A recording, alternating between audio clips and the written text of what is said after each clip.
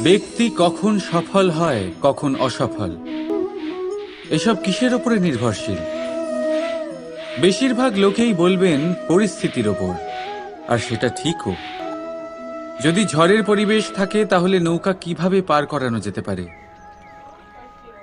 কিন্তু যদি আমি আপনাকে আসল সত্যি বলি, তাহলে অসফলতার কারণ পরিস্থিতি নয়, সেই পরিস্থিতিকে স্বীকার করে নেওয়া। প্রত্যেকের জীবনে এরকম সময়ে অবশ্যই আসে যখন আমরা চাইলেও পরিস্থিতিকে পাল্টাতে পারি না।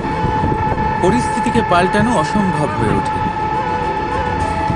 এরকম সময়ে একটাই উপায় আছে, পরিস্থিতিকে নয়, মনস্থিতিকে বদলান, আর দেখবেন সবকিছু ভালো হবে। কারণ এই মনস্থিতি আপনার জীবনের সব থেকে বড় সম্বল, সব থেকে বড় সাথী। রাধা রাধা।